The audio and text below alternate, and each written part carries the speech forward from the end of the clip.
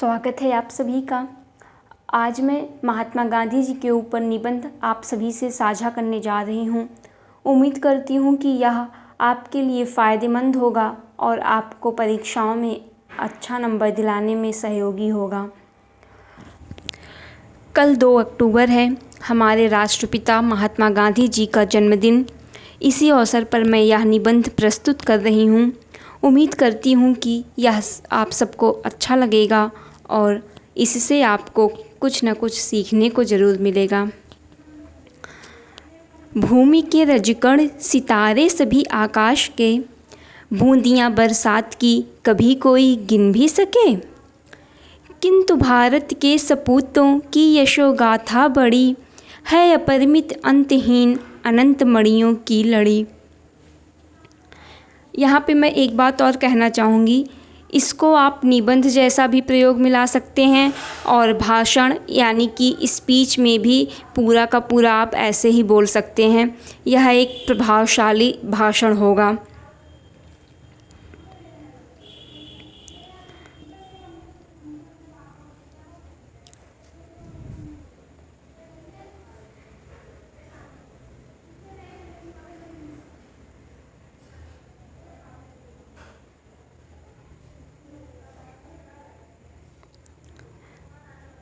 भारत भूमि रत्न गर्भा है। इसने सदियों से ऐसी ऐसी महान विभूतियों को जन्म दिया है, जिन्होंने भारत का यश दसों दिशाओं में प्रसारित कर भारत का गौरववर्धन किया है। यह भूमि वीर प्रसविनी है।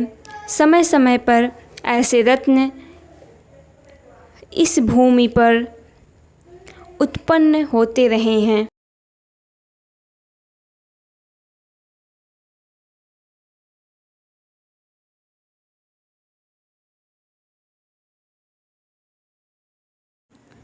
जिनकी चमक कभी धूमिल नहीं पड़ सकती। उन्हीं में से एक अति विशिष्ट एवं अद्भुत विभूति थे हमारे राष्ट्रपिता महात्मा गांधी जी। ये 2 पंक्तियाँ गांधी जी का एकदम सटीक वर्णन करती हैं। फिर वही गुंचा बढ़ा आगे तो गांधी हो गया। फिर वही गुंचा बढ़ा आगे तो गांधी हो गया। जालिमों ने एक हवा समझा था, आंधी हो गया। जीवन को उदात्त उद्देश्य, जीविका को ठोस धरातल और जगत को श्रेय प्रेय प्राप्त कराने वाले बापू को लेखनी द्वारा कागज़ पर लिखना आसान है, लेकिन वैसा सोचना और करना उतना ही कठिन है जितना कि आकाश से तारे तोड़ना।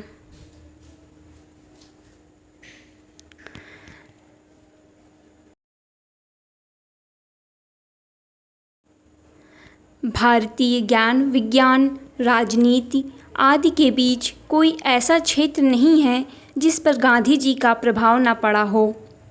2 अक्टूबर 1869 को पोरबंदर गुजरात से जिस बच्चे की यात्रा प्रारंभ हुई, उसके माता पिता को भी अंदाज़ा नहीं रहा होगा कि यही बच्चा एक दिन आगे चलकर राष्ट्रपिता कहलाएगा।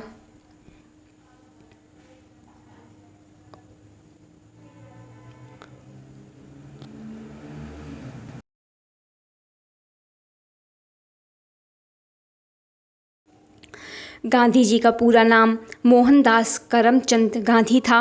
उनकी मां पुतलीबाई जी पूजा पाठ व धर्म में विश्वास रखने वाली महिला थीं। गांधी जी ने गीता ज्ञान अपनी मां से ही प्राप्त किया था। इसी कारण से गांधी जी के जीवन पर गीता व जैन धर्म का अत्यधिक प्रभाव था। उनके पिता श्री मोहनदास जी दीवान थे। गांधी जी का विवाह कस्तूरबा गांधी से बहुत कम उम्र में हो गया था। पेशे से वकील गांधी जी ने लंदन के लॉ कॉलेज से पढ़ाई की थी। लंदन से लौटने के बाद वे अफ्रीका चले गए, जहां उन्होंने अंग्रेज़ों द्वारा किए जा रहे नस्लीय शोषण का कठोरता से विरोध किया। दक्षिण अफ्रीका की वह घटना जब गांधी जी को फर्स्ट क्लास से निकालकर थर्ड क्लास डिब्बे में बैठने के लिए कहा गया, जबकि उन्होंने फर्स्ट क्लास का टिकट लिया हुआ था। इस घटना ने सत्याग्रह का अंकुरण कर दिया।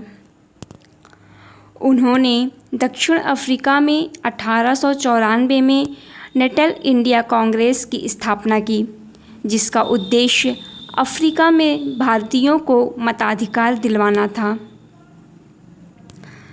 दक्षिण अफ्रीका में कई सुधारवादी कार्य करने के बाद गांधी जी 1915 में भारत वापस आ गए। उनका प्रभाव तत्कालीन राष्ट्रीय आंदोलन पर इतना गहरा हुआ कि 1919 से 1947 का समय गांधी युग के नाम से जाना जाने लगा। उन्होंने असहयोग आंदोलन से लेकर भारत छोड़ो आंदोलन तक अपनी अमिट छाप छोड़ी। उन्होंने ही 1942 में करो या मरो व अंग्रेजों भारत छोड़ो का नारा दिया। उनके सादे जीवन से प्रभावित होकर टैगोर जी ने उन्हें महात्मा की उपाधि दी, तो उनके पिता जैसे दृढ़ व मार्गदर्शक कार्यों की वजह से सुभाष चंद्र बोस जी ने उन्हें राष्ट्रपिता कहा। स्वतंत्रता के बाद भारतीय संविधान पर भी गांधी जी के मूल्यों की झलक दिखती है, फिर चाहे वह राज्य के नीति निर्देशक तत्वों पर हो या फिर मौलिक कर्तव्यों पर। गांधी जी ने स्वतंत्रता के साथ साथ हर वर्ग के सम्मान व अधिकार की बात की। उन सब में दलित अधिकार प्रथम सीढ़ी पर था। उन्होंने दलितों को हरिजन यानी कि ईश्वर का जन शब्द से संबोधित किया। एक कुशल जन नेता के साथ साथ गांधी जी उच्च कोटि के दार्शनिक व लेखक भी थे। उन्होंने अपनी आत्मकथा सत्य के साथ मेरा प्रयोग के साथ कई अन्य पुस्तकें भी लिखीं, जैसे हिंद स्वराज, मेरे सपनों का भारत आदि। एक दार्शनिक के तौर पर गांधी जी के 7 पाप आज भी सटीक बैठते हैं, जो इस सिद्धांतों के बिना राजनीति, परिश्रम के बिना संपत्ति, अंतरात्मा के बिना आनंद, चरित्र के बिना ज्ञान, नैतिकता के बिना वाणिज्य।